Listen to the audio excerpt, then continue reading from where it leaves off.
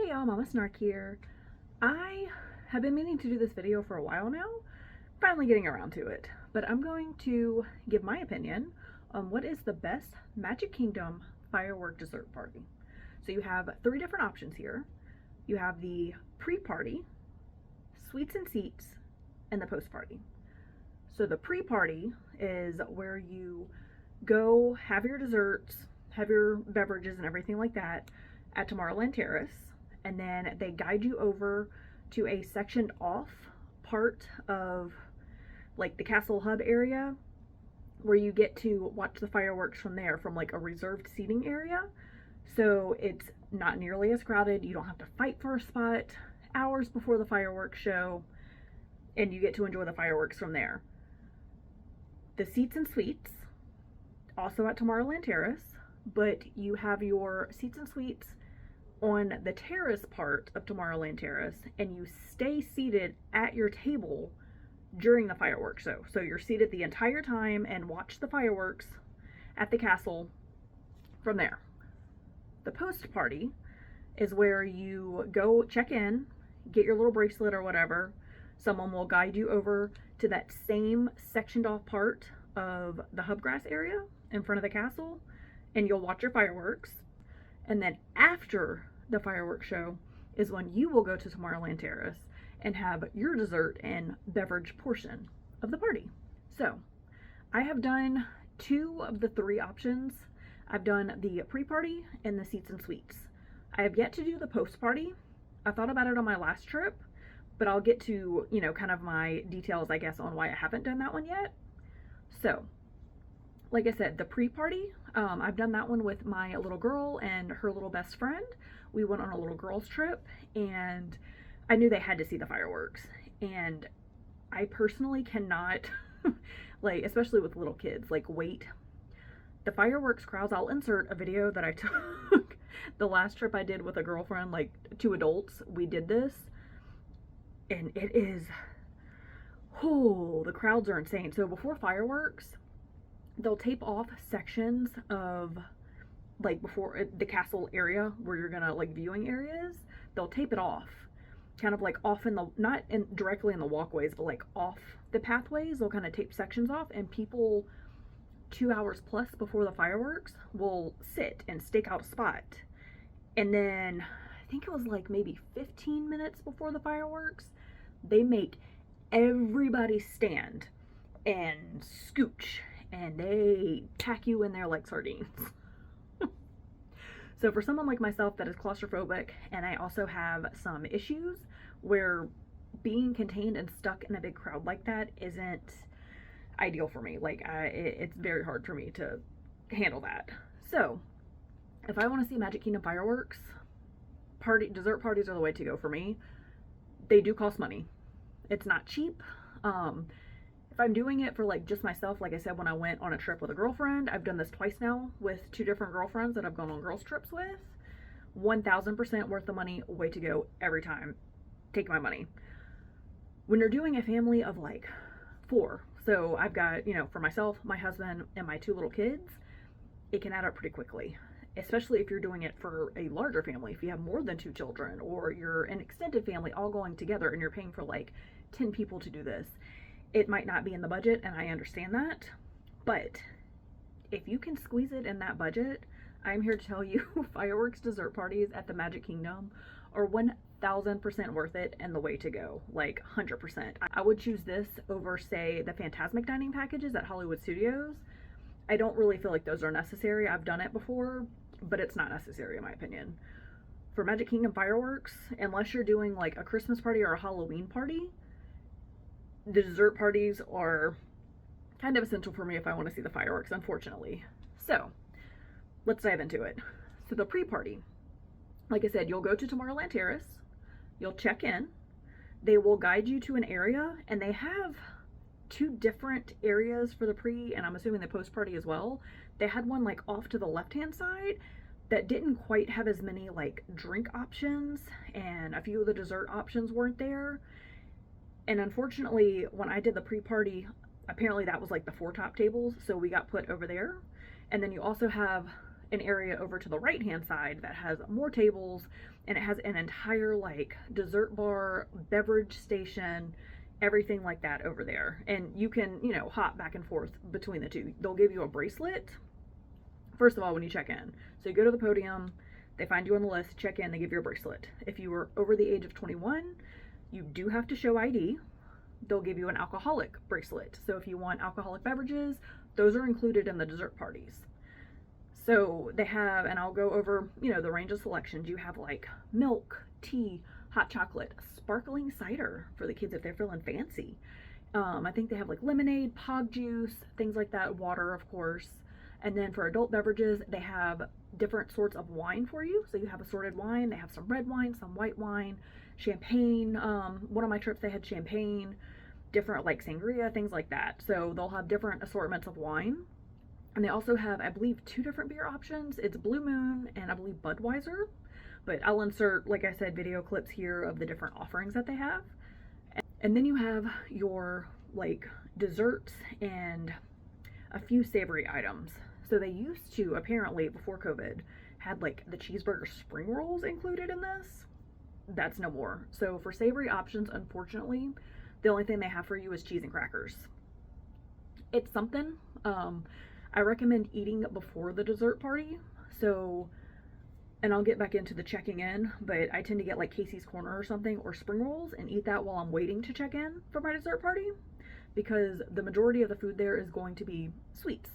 So they have like chocolate covered strawberries, they have cupcakes, cake pops, like pudding cups, crepes, like a crepe station. Well, they do crepes. They have, you know, cookies, things like that. You will not go hungry. If you go hungry, it's your own fault at these dessert parties. So for the pre-party, like I said, I don't think it's necessary to check in early for the pre-party, because you check in, they put you at a table. Once you're seated at a table, you can go and get your beverages and your plate.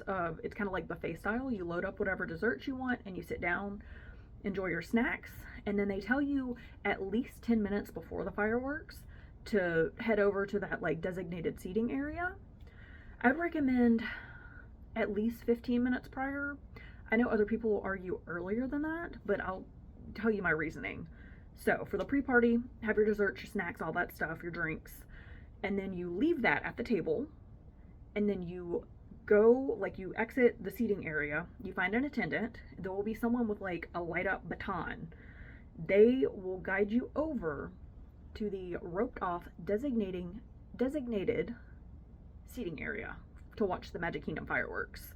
So it's a big chunk of the hub that's roped off. It has gates, so only the people with the bracelets and being escorted in can sit there. Before the fireworks, everyone can have a seat on the hub grass. Highly recommend, if you have small kids, bringing like glow bracelets and these little glow wands I found on Amazon. I'll link them down below for you, to entertain your kids in the meantime, or give them something to do in the meantime, because you will just be like sitting and hanging out.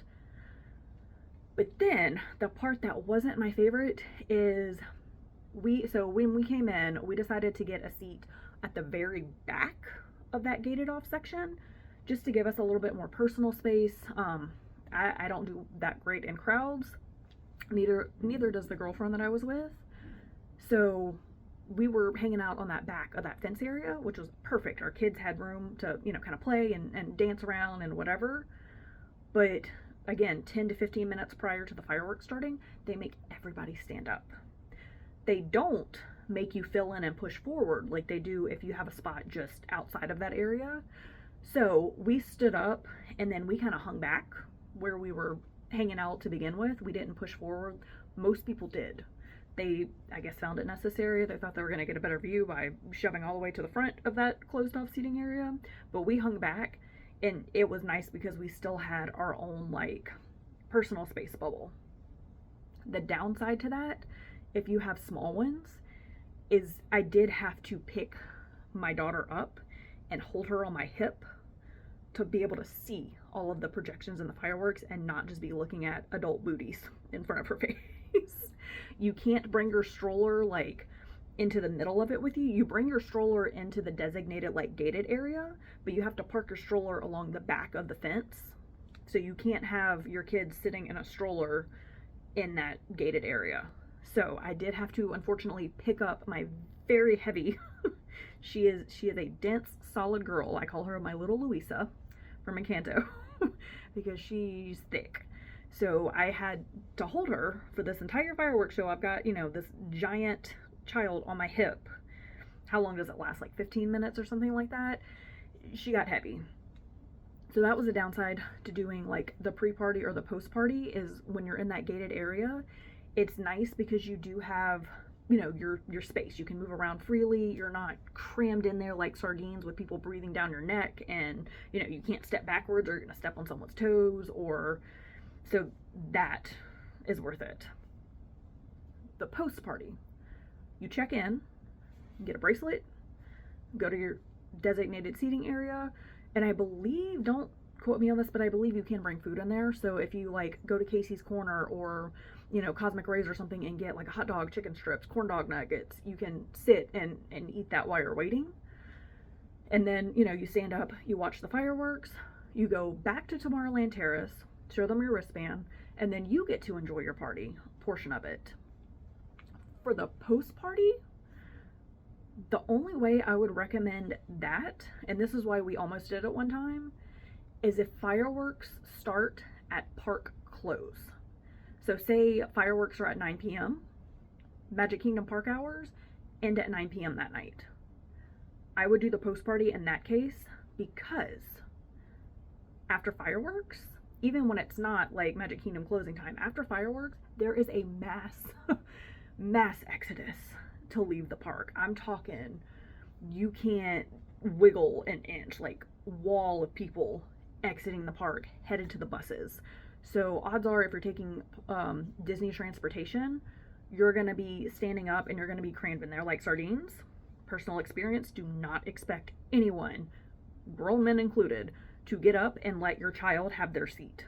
So you are potentially standing up on a crowded bus holding a heavy child like I have done on a bus at the end of the night. So if fireworks end at park closing, or fireworks start at park closing, I would recommend the post party. If your kids can hang, if you can hang and stay up that late, that way, while everyone is mass exiting the park, you can be sitting pretty at your table, enjoying a little drink, eating your little snacks, getting your dessert, hanging out, letting that crowd die off, and then when you're done, you can exit the park to a much calmer scene. Potentially you'll have a seat on the bus if the buses have, gone through enough cycles to get people off and out of there. That is when I would recommend the post party. The reason we didn't do it is because they had changed the hours. So the day that we were going to be there, fireworks started at 9 p.m., but Magic Kingdom didn't close till 11 p.m. So we opted to do my favorite fireworks dessert party, which is the Seats and Suites. That way, after the fireworks, we still had park time. So I think we did like Pirates of the Caribbean and Tron, because I had a lightning lane for that, and maybe like Space Mountain after that. So if the park hours end several hours after fireworks, I wouldn't do the post party. So again, circling back to the Seats and Suites, this is my absolute favorite dessert party to do, and the one that I would recommend hands down over any of them. Also, it's only $20 more expensive than the other options, and I'll insert a price list here for you. I'll have that so you can see it. Date of filming is, what is it, July? I'm filming this on July 25th, 2024. So as of now, these are the price lists for the dessert parties at Magic Kingdom for the fireworks. It's only $20 more expensive, which again, I get it. It can add up if you have a lot of people in your party. Also, it's the first one to book. So these dessert party bookings open at midnight, 60 days out from your trip for the length of stay. And they go like that. So if you wake up and try to book them with your dining at 6, 7 a.m. when that opens up, you're probably going to miss it. Just heads up. If you have like more than 2 people at your table. I have found that the 2 top tables last a little bit longer because not as many people are going with just, as a couple or girls trip like I've done a couple of times in the past. So those book quickly, and I think that's why people end up doing the pre or the post party, is because they couldn't get into the Seats and Suites. So be on your computer at midnight Eastern Standard Time, ready to check out if you want to do the Seats and Suites. So Seats and Suites. First tip. That's the one, again, that's the one where you are sitting in the entire time on the balcony area of Tomorrowland Terrace. During the entire fireworks show, you were seated at a table. First tip, they'll say to check in and the line opens, like for us, say it was 7 p.m. I recommend getting there 1 hour early and lining up. So I'll show you where you line up. You go coming from like the hub area, take a right at like the ice cream parlor, and you're gonna see the Tomorrowland Terrace ramp going up. You go up that. The pre and post party checks in at podiums right there, like on that ramp. For the Seats and Suites, you're gonna go around the ramp, and then you're gonna go to the left-hand side. And there will be a podium over here, like where you exit Tomorrowland Terrace, that you'll check in. But all along this ramp right here, you can line up starting an hour early, and I recommend doing that because seats are first come, first served. So they've got tables lining the entire railing and then like all over this way. So if you get there first, you get to pick front and center, perfect viewpoint of the fireworks in the castle. Show up a little bit later, you're gonna get stuck at one of these edge tables, which I'm sure you can still see, but you're not gonna get as good of a view of the projections on the castle. I will say too, the Seats and Suites, like sitting at the terrace, the projections aren't gonna be as visible as they will if you do the pre or post party and you're like at the castle hub looking dead onto the castle, but I've still found them to be more than enough for me to see. So line up an hour early. What I like to do is line up, have a seat. Before that, like before we line up and stuff, go get a snack. I like to get a savory snack because I'm not as much of a sweets eater. I'm more of a savory kind of gal. So when I went with my friend Amy on that girl's trip, we went and got cheeseburger spring rolls at the Adventureland cart, and then we went to line up and we stood there and ate our spring rolls while we waited for the check-in to like open up to let us in. When I went with a girlfriend Lauren recently, we mobile ordered Casey's Corner corn dog nuggets. We got those. We went, we lined up, we actually had a seat and had kind of like a little picnic. Ate our corn dog nuggets while we waited for the check-in line to open, and then check-in opens. They, again, you tell them your name on the list, they do it, show them your ID, and you can get that alcohol bracelet if you were over the age of 21.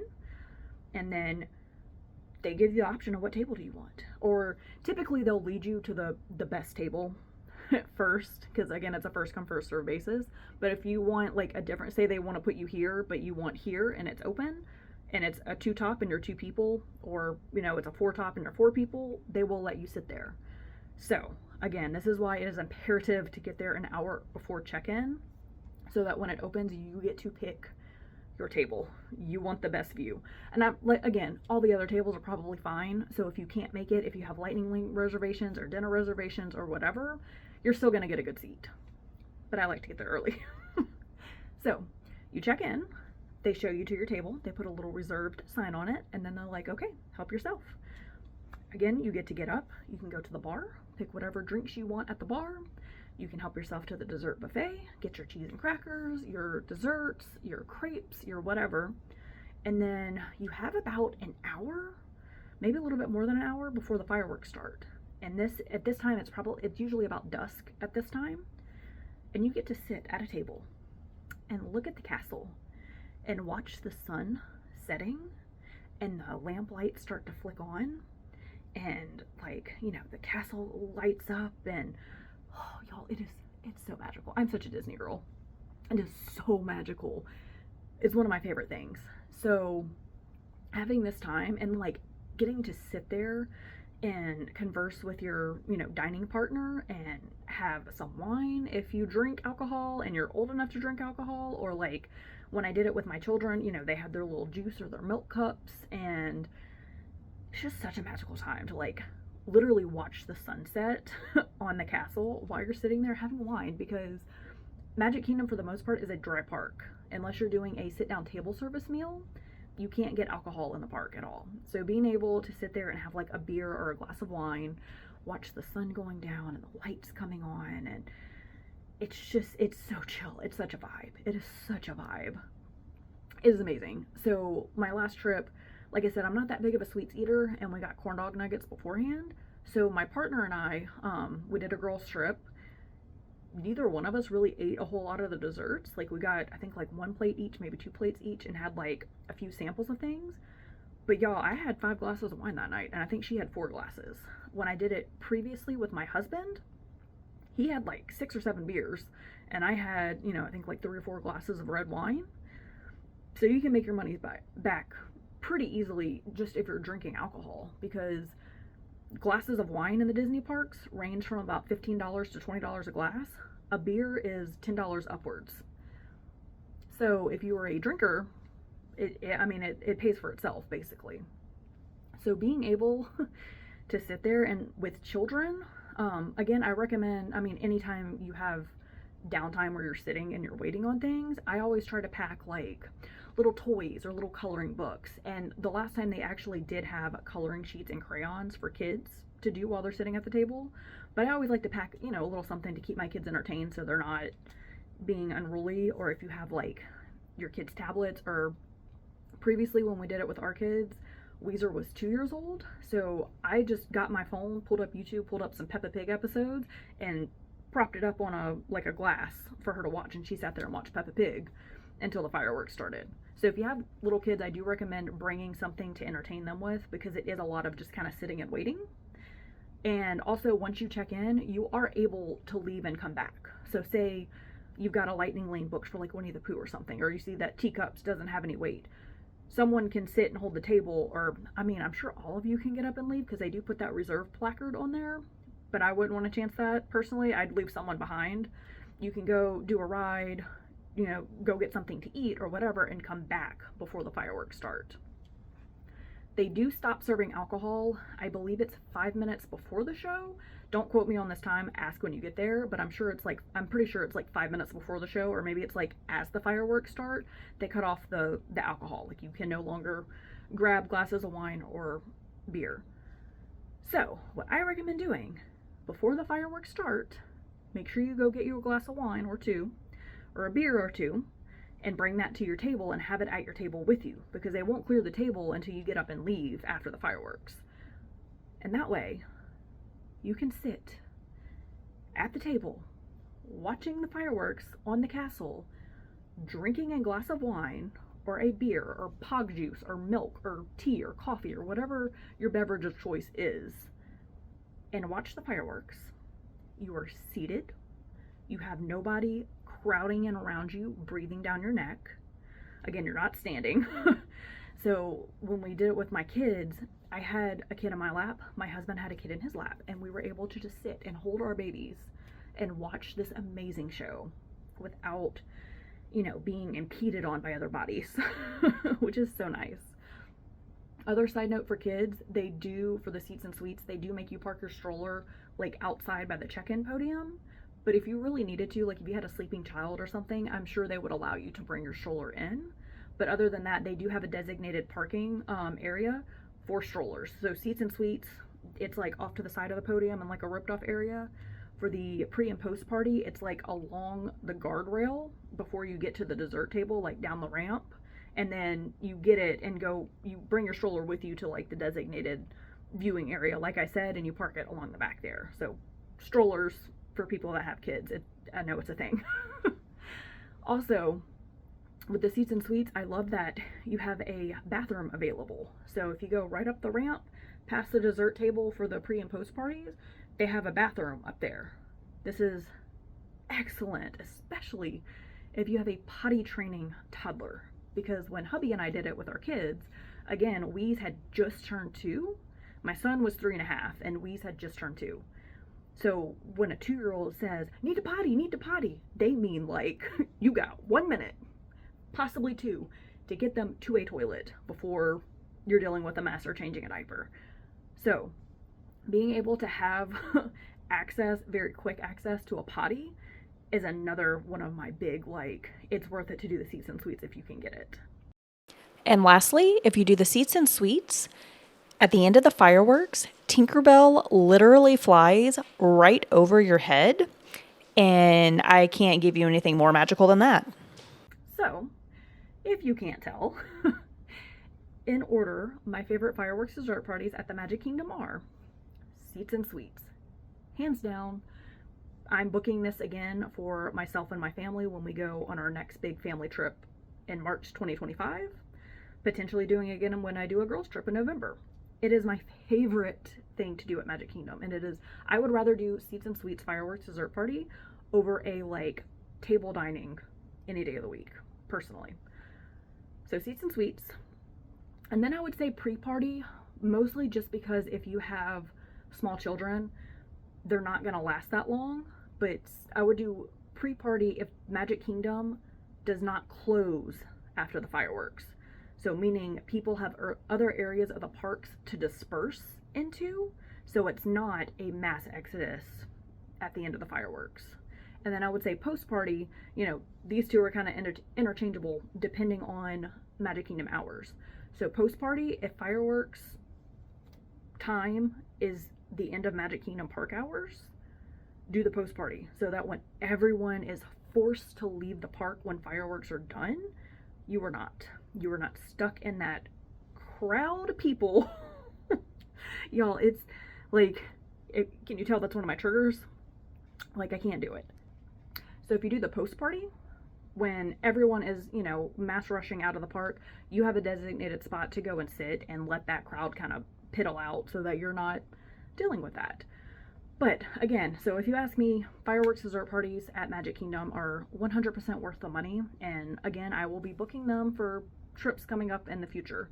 So I would say if you can allot that into your budget, do so. I would, again, do that over dining personally. And eating is my favorite thing in the world. If you have seen any of my vlogs before, y'all know I like to eat. And again, I don't do a lot of desserts. Like, sweets aren't really my thing, but I make my money back and getting a couple of glasses of wine.